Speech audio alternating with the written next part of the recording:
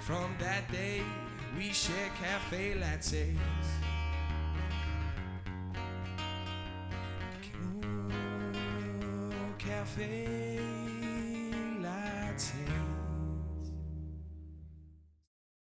Hello, everybody, and welcome to episode 18 of Having a Lovely Chat. My guest today, we are doing it in the morning time in the coffee box. She goes by the Instagram page Áine Uninfluenced. So how are you, Áine? Good morning, everybody. How are you? I'm very well, thank you for having me on. How was your bank holiday weekend? Yeah, good. Quite busy. Yeah? You're working when you're self-employed though, so I wasn't off. How was yours? I was actually out. I was out Saturday and Sunday, so I was gigging Sunday. Can you hear the husky in my voice? You have no headphones on, so no, I can't hear nothing. So it's not too bad. Where were you gigging? Sunday Street. Do you know the beside yeah. Peggy's? Yeah. Handy, So it was very nice. No, it was good crack now. But before we get in, do you want to give a little bit of a background of yourself and who is Áine Uninfluenced? I started out as Áine Uninfluenced kind of as a bit of a joke. Oh. A little bit of a joke. Right. So I was teaching kids dancing, and this was when the kind of influencer era was kicking off. So I was about 16 when I was teaching dance. And I was teaching a lot of younger kids that had Instagram. So it went to Áine Uninfluenced kind of to be encouraging them not to just be going with everything that's online. All right.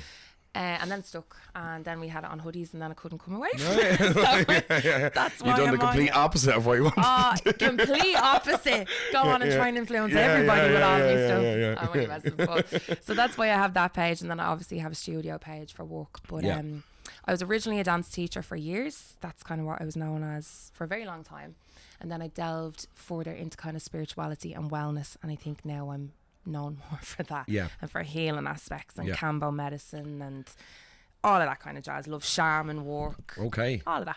Yeah, we'll get into a bit of that. Like I done Kambo recently as well in January for the first time. Yeah. How'd you get on?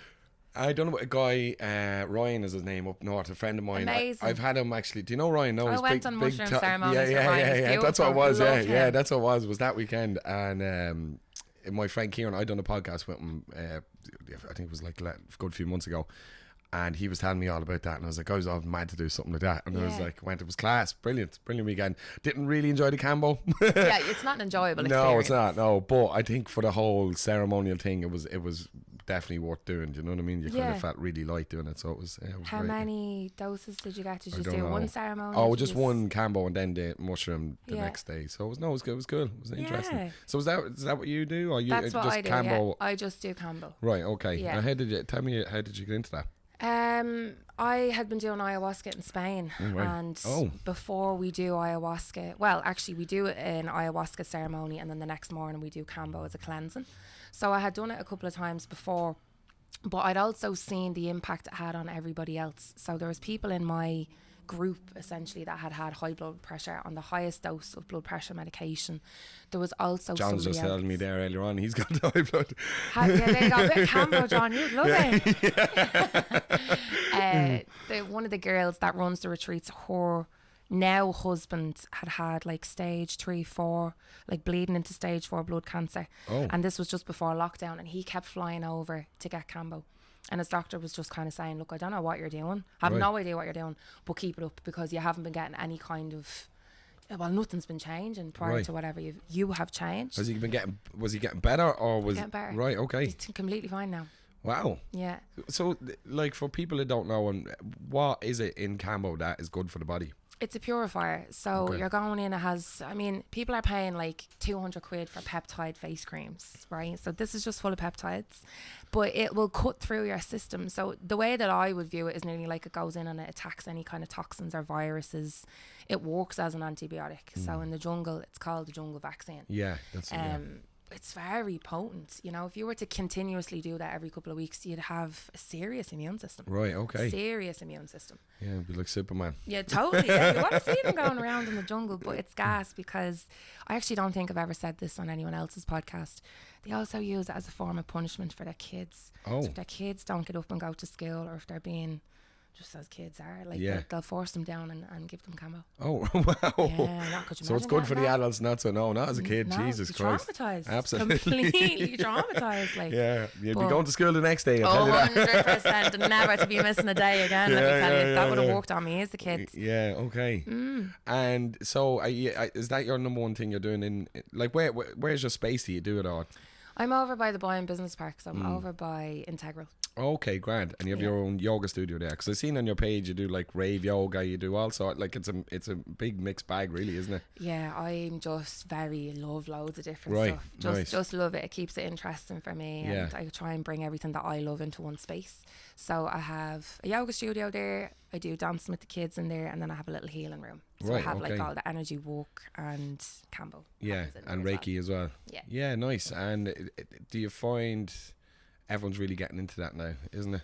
It's a I big think space. it's definitely a big changeover. You know, like, it's definitely more accepted. Even I'd met up with one of my pals there yesterday. I hadn't seen her in a long time. She was living in Australia, and the amount of people our age group that are torn into spirituality and even God. Yeah. Do you know, like, that was not a thing. Yeah, for sure. Not in our generation. Well, not as it was growing. So there's definitely a shift over. I think people are trying to just seek a little bit more outside of themselves, and I think there's only so much partying you can do until you're like, right, well, what is there? Yeah, I agree. Do you know? Yeah. I think the older you get as well, the more you're kind of like, oh, I just want to stop doing this. Need something else. Yeah, like, it's yeah. all the big mad rave heads that you'll see in saunas and hiking, and do you know what I mean? Because I think everyone needs some sort of an outlet, a hit of dopamine, a somethingness when you come away from all of that. Then Do you think it was COVID that probably had a big shift in that? Like, yeah. I got mad into sea swimming and stuff like that during COVID, but then obviously the wellness, so the industry, I thought, exploded, and coffee, like, you know, it was like coffee and gym. And, Exactly. do you know what I mean? It was mad. Like, we were open just before. We opened in 2019 or 18, in 2019, just before COVID. Then we had to close, and then we were like, oh, we never have to. Oh, did you? Yeah, actually, everywhere was closing. Yeah, you know what I mean? Sorry, I thought you meant as in completely just shut down. Oh, well, yeah, well, we had to, what was it, 5-6 weeks, remember, all the businesses had to close, and then it was like, right, should we open up again? Then it just, boom. I was thinking, because the pubs and stuff were still closed, that everyone was going out to coffee, but I think then from then it was just a massive shift in people's mind about, like, looking after themselves, you know. So yeah, is that when you started?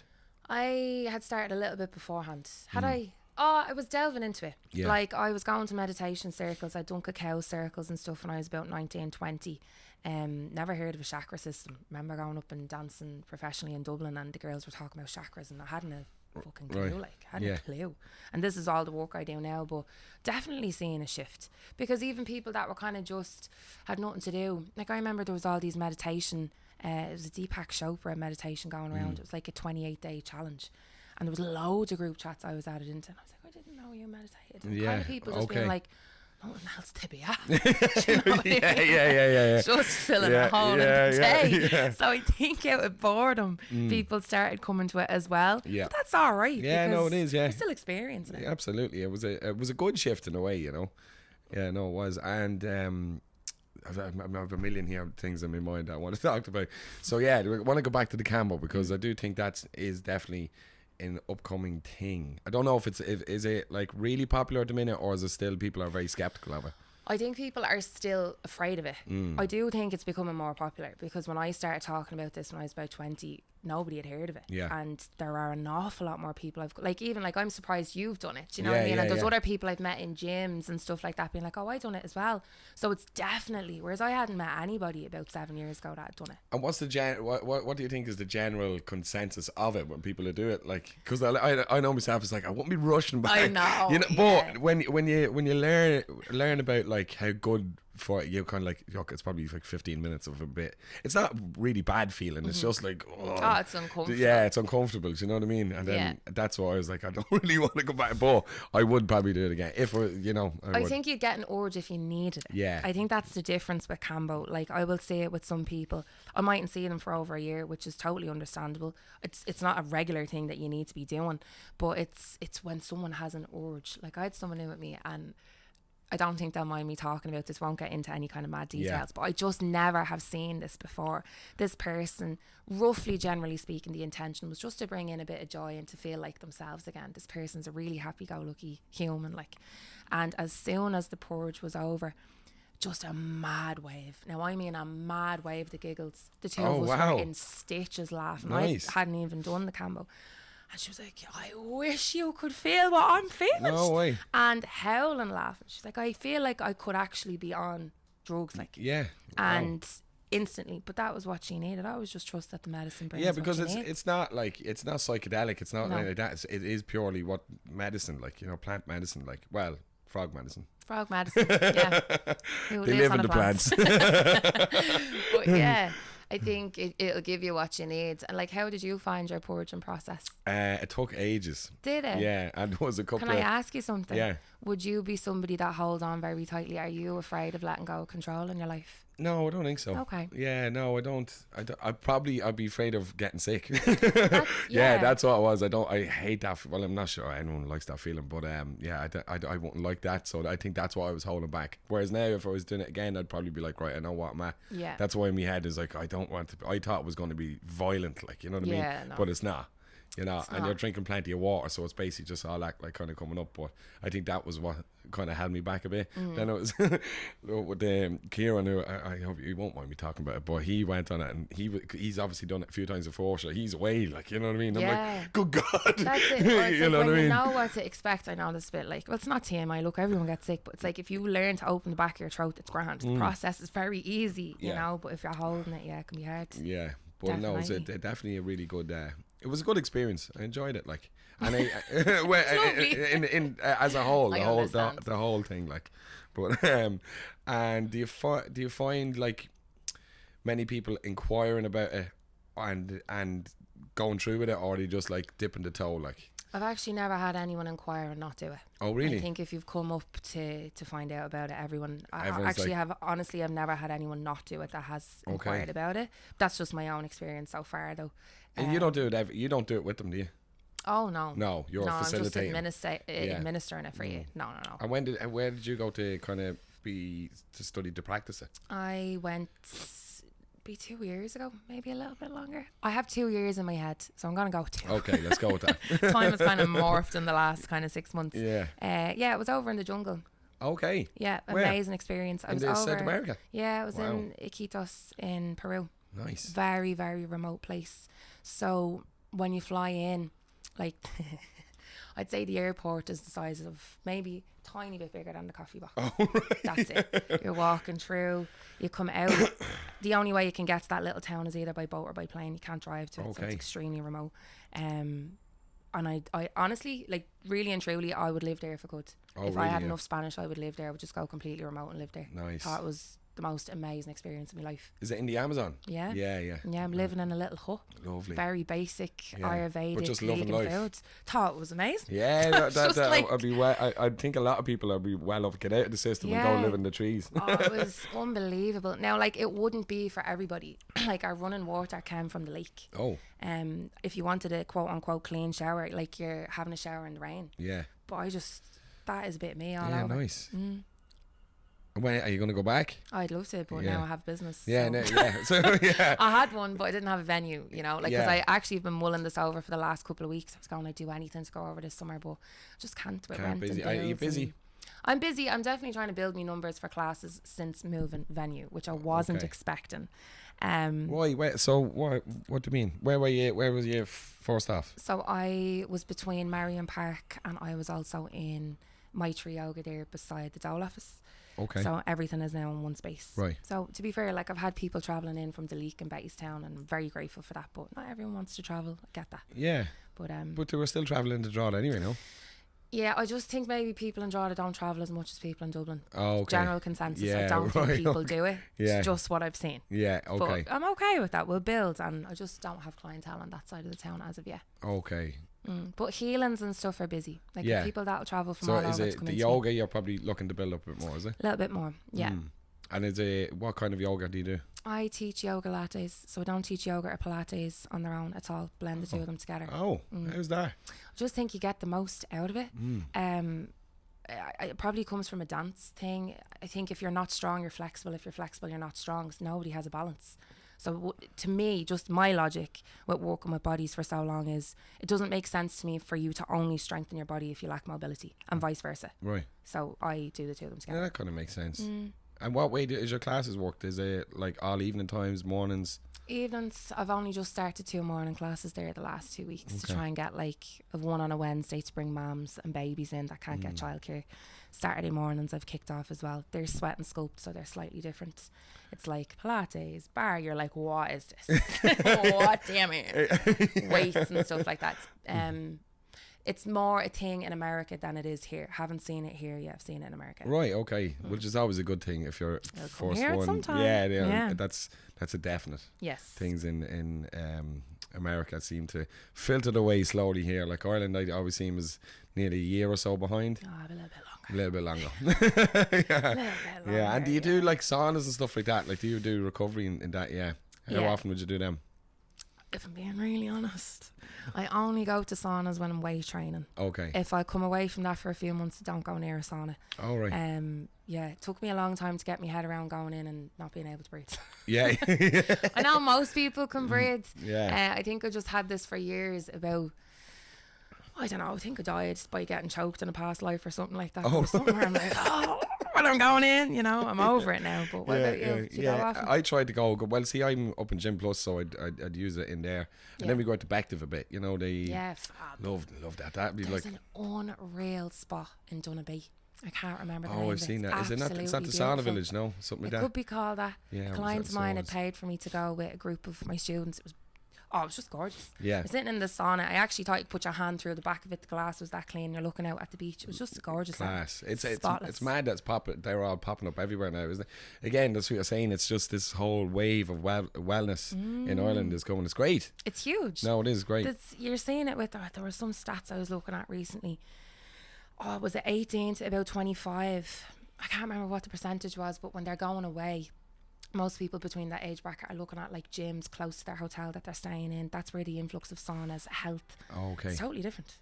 Like, none of us were doing saunas no. when we were 18. No, 100. Do you know what I mean? 100%. Not at all. The sesh. 100 in someone's gaff. Yeah. You know? I know, that's it. It's like, it's totally like it's definitely a generational thing. Totally. But then again, the people of, sorry, I'm probably a good bit older than you. Like, I don't ask you your age, but it's all of my age now that I think are doing like marathons and all that kind of, you know, the training. Everyone's running. What's going on? Like, you know.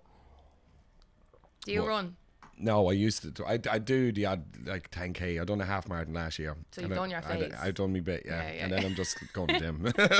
No, fair play. Yeah, no, yeah. It's like that. You have to like for your head more than anything. I think, you know what I mean. And it's like even this morning the alarm goes off, and after I was out Saturday and Sunday, and I was like, oh, just get up. Just go do it, and then once you do, you're all right. Like, you know what I mean. To feel fresh, yeah. Yeah, you have to, and then that's why I do the sauna. Like, you know what I mean. So I think it's like really, it's a nice like addition to working out. I think just basing it off not getting sore muscles is enough for me to do it. I'm like, I'll choke through it. It's fine. And what's the rave? What's the rave yoga you do? I just love rave music. Do you? Yeah, nice. I absolutely, like, that's what I listen to morning to night. I think, like, I do meditate. Like, I am calm, but I'm definitely, like, if you drive by, you laugh over there. John would know me. Like, morning to night, I would listen to rave music. You know, it doesn't matter what time of day it is. And I would practice, my own practice would be, years ago, it used to actually just be to kind of like 90s rap. Then it was like 90s dance chart music. Yeah. Then it was, now it's rave. Exclusively when I practice, it's rave music. So I blended the two of them together. Again. So are you on a bit like the playlist you have on when you're doing yoga and stuff? Okay, yeah. Yeah, it'd be like sets. Nice. Yeah. Like who?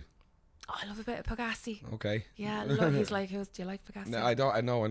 I used to, way back when, like Scott Project and all that. Oh, he's coming to. Yeah, he's playing Odd Molly's. I know. I sent the thing into the little group. Are we going to this? Like, because it'd be totally fucking. Yeah, absolutely. 100%. Yeah. But be just afraid. Don't take it too. If you're up for a run the next morning, you'll be around. Yeah, let's go drink coffee at Scott Project. Hey, you've got the knowledge now, you know what I mean? Yeah, That'd be a good night. Yeah, I know, yeah. Do you drink and go out anymore? Yeah, so I do. You're not gone full, like, you know. No, I want to have a life. Like, yes. You know, I definitely want to have a balance. I think that's preconceived. I've had loads of people say that to me, actually. Like, oh, sure, you wouldn't drink, you wouldn't.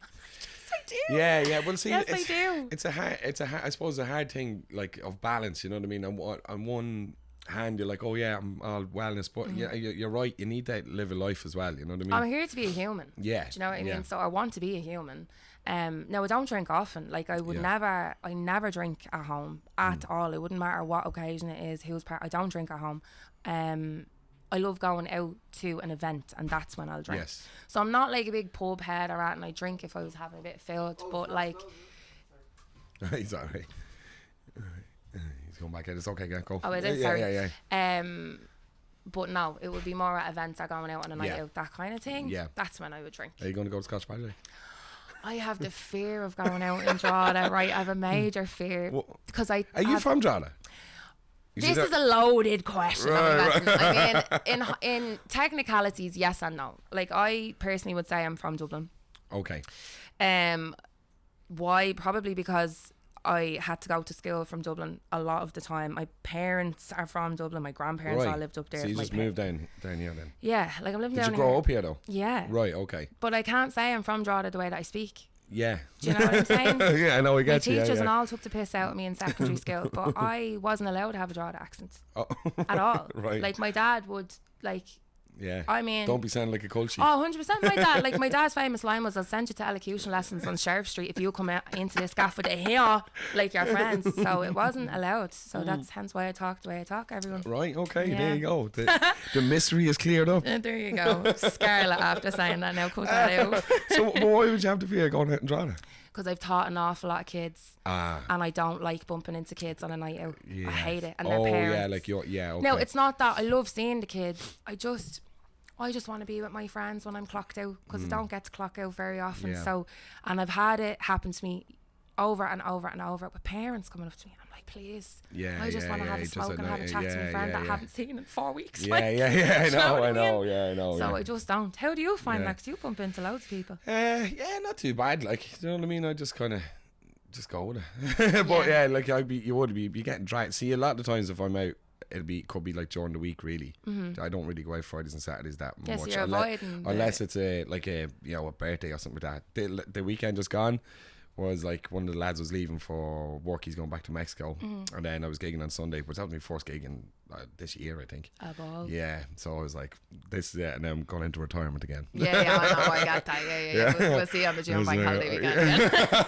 No, I'm actually going to Italy then, so I'm happy out with that. Oh, okay. Yeah, heading on the holiday, so no, I'm like grand. I just haven't done a gig. I just the gig in with me was leading to pints, and the pints was I had to cut one of them out, like, you know what I mean, so that's why I can pick the odd one now, which is grand. Very responsible of I you know now. Well, it only took me 37 years. Yeah, that's sure. And I'm still not that responsible. Trust me, anyone listening to this is like, what's he on about? Fair play though, do you know what I mean? No, I get that. Look, you try, like, you know what I mean, you try your best. It's all, as my friend will always say, it's about trying to find that balance, isn't it? Yeah, you have to pull it back somewhere. You do, yeah. And I just think that with everything in life, you're just trying to find that happy medium. Yeah. You know, and then when you tip one way, and then you're like, oh, you know, you just can't be that hard on yourself, because at the end of the day, you're only human, I think. Yeah, well, you can't become a hermit either. No, you have no, to, that exactly. the hermit life would not suit me at all. Yeah. Would it suit you? I've done a little bit of it for a while. No. Yeah. I studied myself in that land now. No. I go through periods where I'll go in and out. You won't see me for a while, and then I'll pop back out again, and then I'll find social media hard and avoid me friend. Like, I do this as a person, but it's not an intentional hermit mode. No. How do you find social media? I hate it. Do you? Yeah, I hate it. I think people think I love it. I don't. I just, my business severely suffers if I'm not online. Well, that's what I'm saying. Like, it's probably such an important part for your business. Like, it's same with us with the coffee shop, and you don't like doing it. No. Right. Having a business. What don't you like about it? Like, say for you doing it, constant. Like, why do I need to tell you my class is on every Tuesday? It's on every Tuesday. Like, I just don't want to post about it. And it's in every. Oh, it drains me. Do you know? Whereas, like, I have an older client. I absolutely love him. He's 75, right? And I don't have to tell him every Tuesday. He's just there. Do you know what I mean? Like, older people, my older clientele, head screwed on, calendar.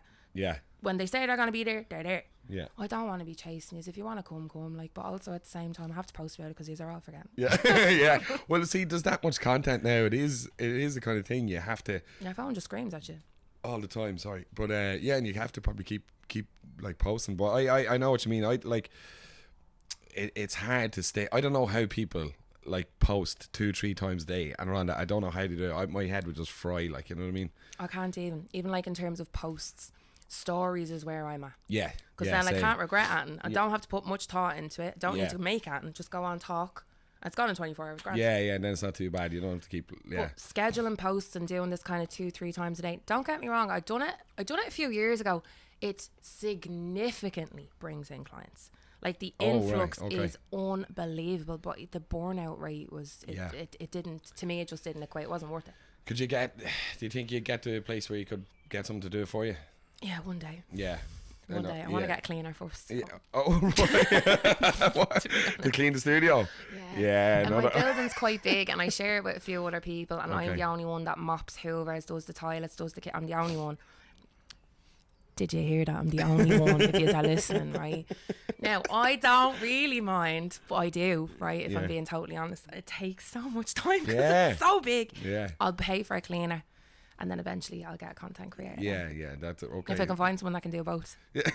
Hit me up. Post some reels about cleaning. Let me know. Exactly. Yeah, no, because that's all right. But it is for your area of work. It's very important. It is, like, you know, it's I think a lot of people who in the wellness space, social media goes hand in hand with it. It does. And it's same with us with the coffee. Like, you have to be just on the ball with it. But it is, I always scourge the staff more so to be doing stuff. And then I might have an idea for a reel, and I'll be bringing them out to the beach at 6 a.m. to do something. Like, but I was like, it's going to be a good idea, I promise. But then that might be only like once a month. You know what I mean? Thank God. For the post. The story is like, I just belt away there. But I do enjoy that end, because it's like it can be only once. Do you know what I mean? If you get away with creativity, it's amazing. That's what I mean. You get that, and then it's like, right, that'll do me now for a while. But if you're constantly, the other thing is, like, you don't want to sound stale either. You know what I mean? No. And then, or if you're just pumping out the same kind of shit, stuff, like, just to pump it out. Exactly. And I think people will just unfollow you then, because it's like, that's nonsense. It's too diluted then. Yeah. Do you know? Yeah, it's hard to keep on top of. But then, like, I know other people. I guess with classes, you definitely have to post. But, like, I know some really, now I'm not just saying it, some really amazing yoga teachers that put their head down. It wasn't just movement. They completely embodied yoga, knew all the philosophies, the whole lot. They were healers. But they're lying. They just want to go and do what they're doing. They didn't want to post. And classes went so far down that they just closed up shop because they just wanted to be authentic and didn't want to promote. So you're losing an awful lot of extremely talented teachers that aren't. And I swear to God, I'm no disrespect to anybody, I think there's a chair for every arse. Everyone is welcome at the table. But there's been a major influx in yoga and Pilates teachers. And you're still a novice until you have experience. I don't care what anyone says. You're a novice up until about 5 years to be a teacher, in my opinion. Some of these teachers are like 20, 30 years, and because they didn't want to promote, they just closed up shop, and it's so sad. Breaks me heart. Yeah, that is it. That is guy. That they've been outdone by the social media, basically. Yeah, completely outdone by Gen Z. Yeah. You know? Yeah, and that's what I was going to ask you. Is there much competition in the yoga space? And is it?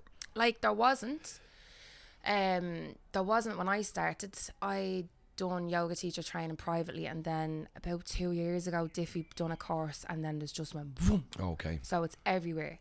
I was the only one in Drogheda doing yoga lattes. Now there's a few teachers, like I said, arse for every seat, but there definitely wasn't when I was doing it. Like, my classes were booked out for 3 years. They're not booked out for 3 years now. You know, but things ebb and flow. How long are you qualified in yoga teaching? About 6 years. Oh wow. Yeah, about 6 years. But I'd also done stuff like acrobatics. Like, I was an acrobatics teacher since I'm 18. So there's big crossovers with stuff with the body and how I can kind of push and work with stuff differently.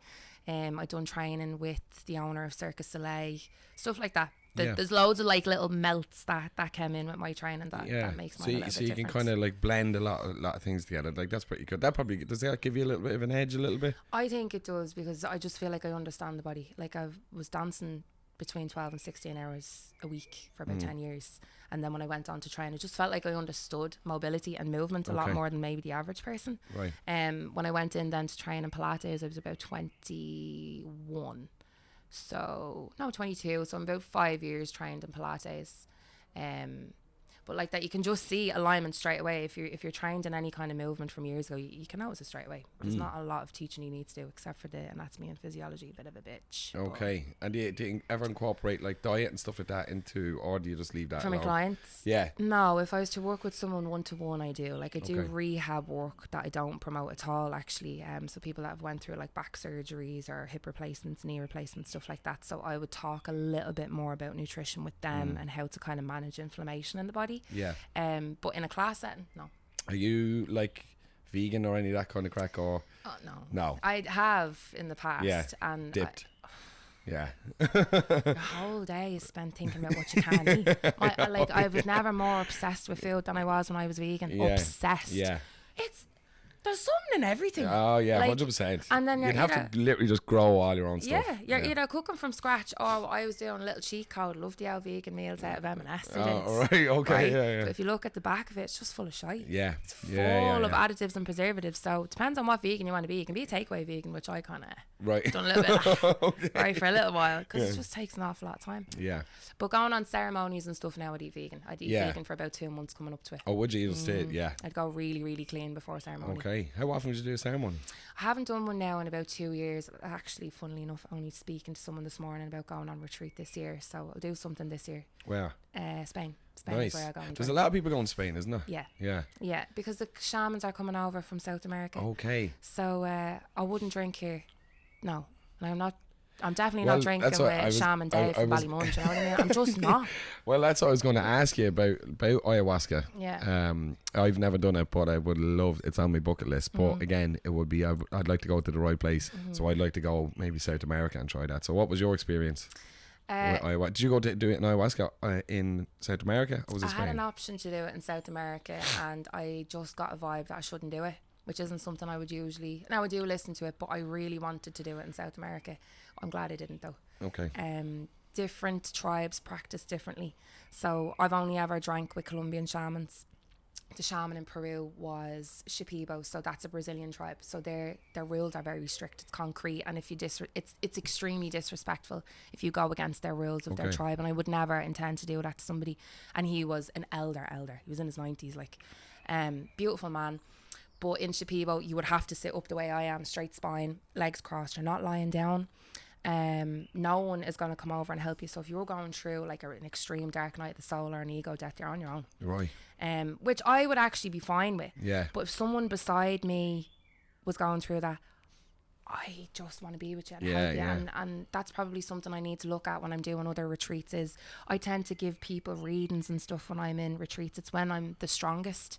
So I kind of, it's not that I'm interfering. I'm only trying to help if I see someone struggling. So I wasn't supposed to be in that ceremony. There was someone going through the absolute depths of hell in that experience, and I could hear her from my tombo screaming, and I was going, if I was in there, they would not have liked me being there. Yeah, okay. You know?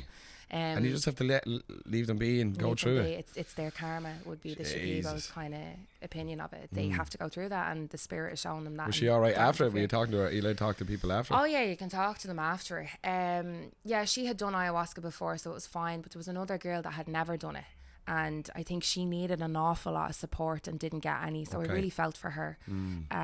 But Jesus, then I think for the first time you would think you'd need to have someone on hand in case it wouldn't be for the faint-hearted. I'd imagine. No, not at all. But see, the way they would look at it is like they've went through the depths of hell from the ages of 9 and 10 in the jungle. So you're a grown woman. You've signed up for this, right? You know, so it's you deal with that now. Jesus, that is harsh. Yeah, I know.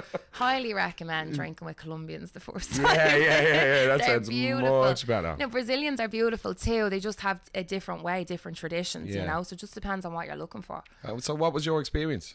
Roughly, like, you don't have to go into the whole. I've drank 6 times, all very different. Okay. One would be the most profound, was on my first retreat. The second night I drank would be the most profound experience I ever had, in comparison to any of the others. So, like, I've pages upon pages upon pages wrote about this, and I think this is really where it unlocked stuff for me, and that's what told me to go on and do energy healing and past life regressions. Okay. And like, there was, I'd never had, the only way I can describe this as is there was something speaking through me. So to anybody else, if there was a bird's eye view, I probably looked like I was having a psychotic episode, to be honest with you.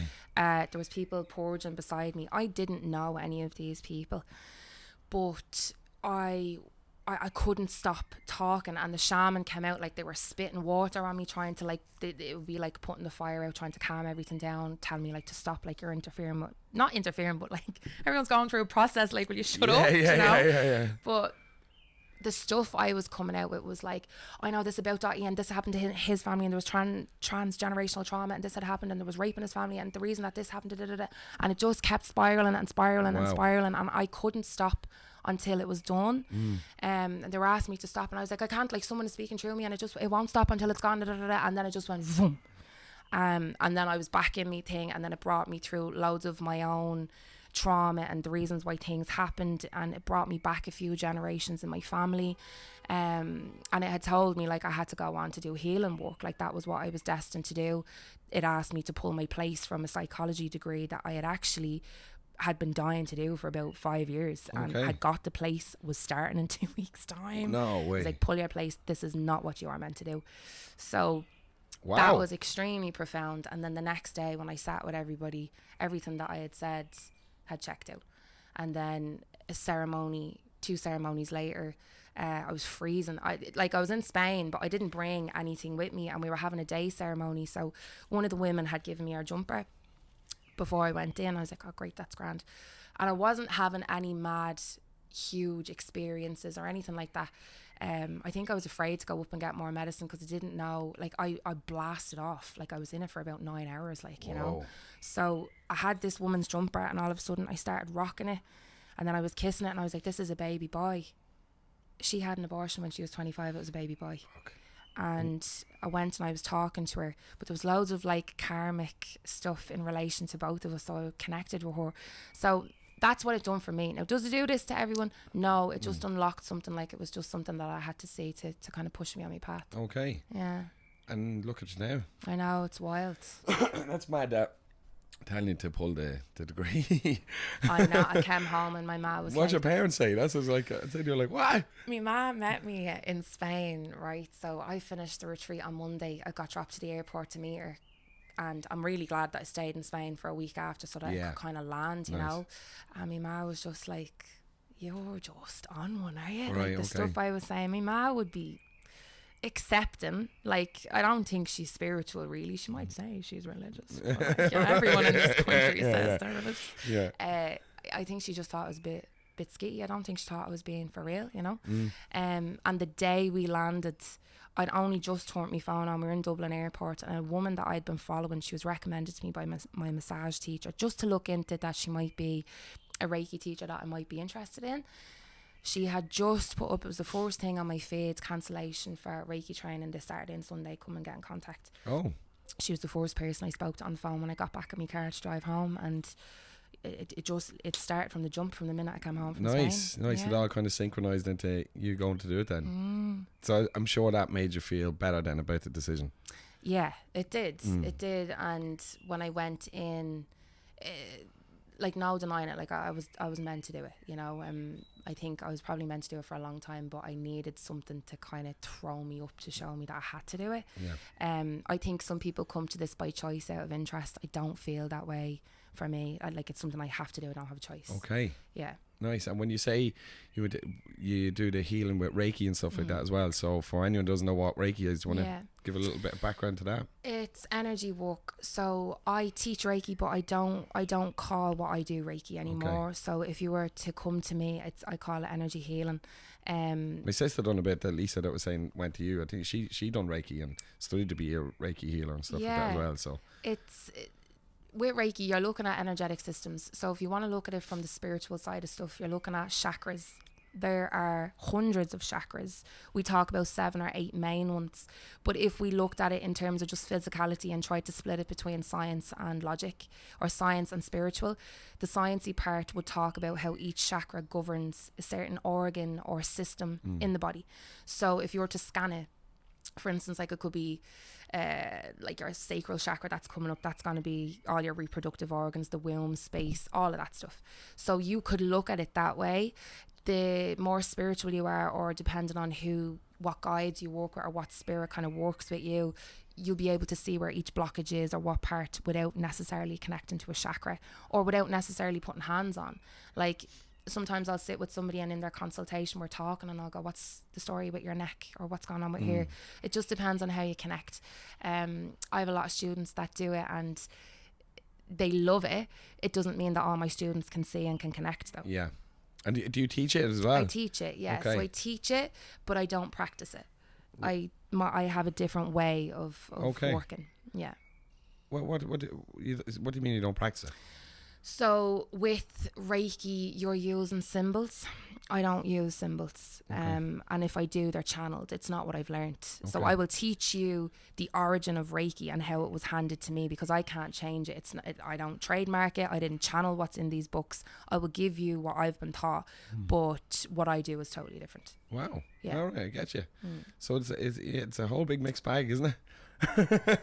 Yeah. It's kind of just ground legs and ran away with itself. How do you feel people, like, when you're talking to people about this, like about Reiki and even and how do you think people respond to it? Like, do you think people are much more open now? People are quite open to me now. They might snub me behind my back for all I know, do you know, but I think people are quite receptive. I think it's just out of curiosity. It's like, oh, what did you experience?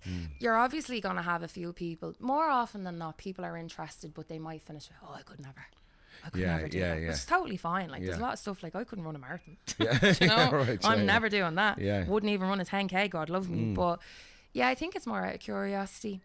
Especially at the time when I was doing it, it wasn't super common. There wasn't a lot of stories to be shared around it, you know? They're more common now, of course, and everyone has had totally different experiences. Yeah, it is. And see, with Ireland, I've heard, and even from people who don't do like Reiki, even people as like psychologists and stuff, and a friend of mine I was talking in the gym one time about, and he was saying about Ireland especially has so much ancestral trauma. Yeah. And that's why drink has probably been such a heavily influenced thing in Irish culture, because we've never really let go of what happened in the past, and it's like across the board in Ireland, which I find like probably accurate a bit. You know what I mean? I would agree with that. And 100%. which is very interesting. Like, and is that kind of what you're unlocking a lot in people?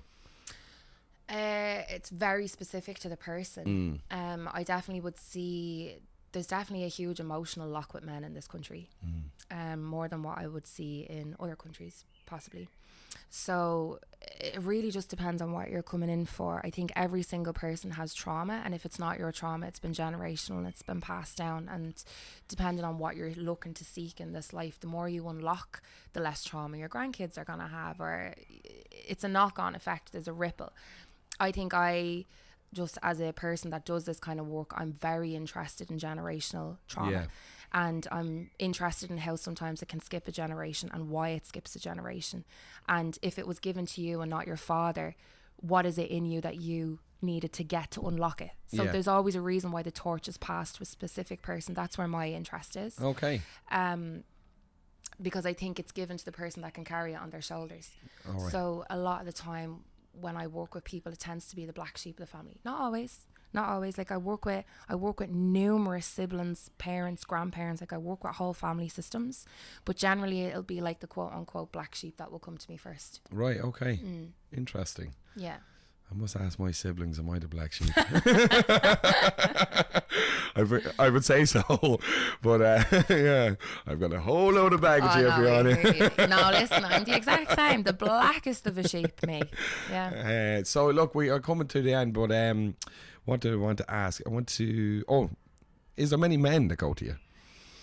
There's more men than you would think. Is there? Yeah. Good. A lot of people wouldn't think so. Now, how that started off was people were but making their husbands go to me. Oh. So it started off with husbands. Yeah. What was the reference to dragging? They're going to drag them into me and just kind of leave them there. I thought you were calling the wives dragons. Oh, no. Not that much. Yeah. No, the husbands would get kind of brought into me, and Okay. then ripple effects. So I would get people then. So if the husbands were working on sites, I was getting people that they were working with on sites coming into me and stuff like that. I love working with men because I don't think yous are given enough of a space to sit and just speak very openly. Yeah.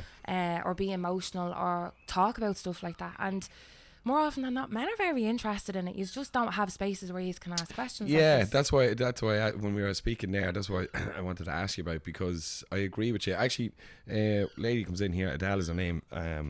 She was talking to me about this, just like maybe using the coffee box sometime for a space for men that she's kind of dabbling in that kind of stuff. Yeah.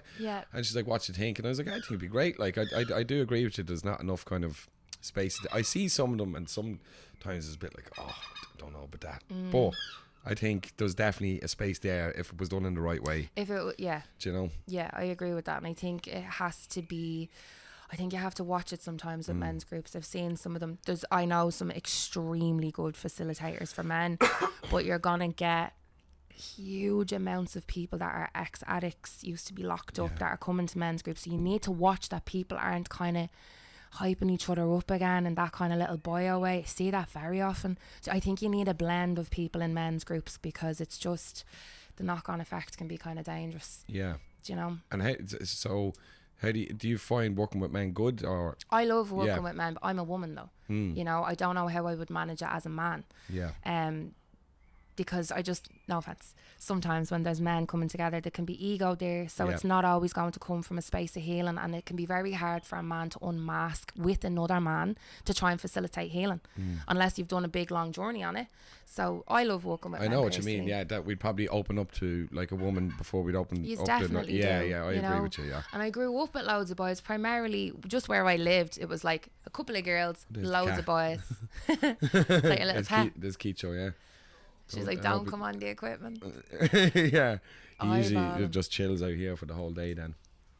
Look at him now. Anyway. Sorry, I lost the whole train. I know, yeah. Sorry, the boys that I've grown up with, they would say it as well. Sitting and just chatting, they'd be like, I'd love to kind of, there's only certain people you can talk to stuff like this about. And I think that's been the trademark, really, is you kind of have to sit with people that you can speak with. That maybe that might be something. Do you do men specific like circles or whatever? I don't or yoga do men's or any of that. No, no yoga. Do you mind if it's men and women in the yoga class? No, I do. I have men and women. I do have men and women. Yeah. And again, this sometimes comes from people bringing their boyfriends down, because I think people get a bit scarlet.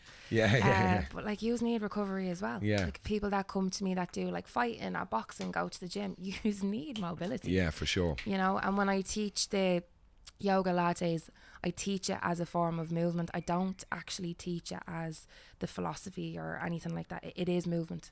Yeah. So it's not like you have to come in and I'm going to give you a whole spiritual lecture. That's for the healing sessions. Give you the lecture in there. But not in the classes. So, and would you get many of them to go and do Reiki or? The men that are in my yoga? No, different caliber of people. Okay. So they're coming from moving. People that are seeking healing will find me then. Right, okay. But Áine, thank you very much for coming in. So just before everyone, where can you give us your Instagram page, the list of classes, because I'll cut this bit out and you can say exactly when it's on. Thanks very much. So my business page on Instagram is Heart August Soul, because I couldn't get the and for the for the L at, what's that even called? Username. Yeah. So it's Heart August Soul on Instagram, or Heart and Soul on Facebook. And what was the last question? The classes. So your yoga classes. I have classes on a Tuesday. I have kids classes. I have adults classes on a Tuesday. Same on a Wednesday, Thursday and Saturday morning. And then I teach Reiki every maybe 4 to 5 months. Reiki 1 and Reiki 2. And then I have Egyptian healing that I'm teaching level 1 and 2 then in June. Egyptian healing, we never covered that one there. What's... So it's just, to me, it's all just healing. Sorry. Whoa. Egyptian healing. Give us a quick one on that. What is that? Same idea. You've got symbols, but you're working. So there would be a big belief that most healing has come from Egypt, if you actually trace it back and look at some of the symbols. So you're working with more deities over in Egypt. There's huge power that comes from that place. Huge. You know what I like about Egyptian healing is you're adding all of the elements together. So Reiki is exclusively earth healing. Okay. So you're grounding the energy. Sekim is all elements. You've got fire, wind, water, air, but you've got ether, and that's what I like. So that's the expansion. So you're working on a completely astral level. Now, if you work as a medium or you work with spirits, before I was ever doing Egyptian healing, I was working etherically. I just didn't know that was what you were calling it. So you're working with the 7 layers of the auric field, and then you can throw it the whole way up and walk above that, nearly like a blanket, if you can connect that way. Yeah. But you're working with completely with the energetic. Where did you go to learn that? Egypt. Yeah, I went to Egypt. No, my teacher is based kind of in Maynooth area. Okay. So I went down to her, and yeah. That's interesting. I love reading and the history of Egypt. I don't think it's near what they tell us. It's not. It's not. It's 100% not. Like, no. So that's really. Have you? But I would be weary of the bit of darkness. No. Of dealing with that kind of a little bit more, I think, with shamanic work. So you can get it in all areas. I think you need to know who you're calling on. Yeah. You have to have an extremely strong connection with your team. I think in this side of the world, we call it like our guides, our spirit team, our angels. To me, I'm working directly with a spirit. I'm not looking for everyone else to work with me. I'm working with my connect. So if you don't have that relationship, it's dangerous. And if you're not cleansing properly, like my nanny's rule is, for me, you're saying the Our Father, and this was like, I'm like, no, I'm not, because I don't believe in it. I do now. Right, She's like, you say it. Every time you're you're feeling that a spirit is interfering with you, you're saying it, because that's your cloak of protection. Okay. You have to be very concrete on it. I think people are like, oh, it's woo woo. It is woo woo unless you ground it. You're gonna get humbled very quickly. Yeah, no, I won't. It's 100%. I wouldn't be saying that's woo woo. There's definitely another level to lots of different levels. I think what's going on. And would you be? Are you Christian now, or like? I've definitely gone back to the church, which I think is a mad thing to say. Like, I was very atheist, very like, God, no, absolutely not. And then again, a little exclusive. I had something mental happen to me about 2 years ago that I can't really get into. And I was literally on my hands and knees in Thailand. Like, if there's a God, I promise you now, like, I will turn back to God if you fix this for me. Wow. And to be honest with you, like, there was a 1% chance that this could change. Like, less than. I was in with doctors and stuff. There was less than. And I was going, if you change this for me, I will spread the word of God in my teachings with Reiki. I promise you I will. And then, wow. Yeah. Well, you made a deal, so I made a deal, better off making a deal with God than the devil. I'm telling you. Yeah. But it has definitely helped to amplify my work with God, because I know who I'm working with. Yeah. And it's not that it's like Jesus, Mary. It's just streamlined. Yes. It's God. I know who I'm talking to. Yeah. The more the conscious source, I suppose. Nice. Yeah. Áine, thank you very much for coming in. Thank you for having me. And it was a really lovely chat. Yeah. Nice chat to ease away after the bank holiday weekend. And thank you so much for coming in. Really appreciate it. Thank you. All right. And check it out on Áine Uninfluenced on Instagram. And yeah, thanks again. All right. From that day, we share cafe lattes.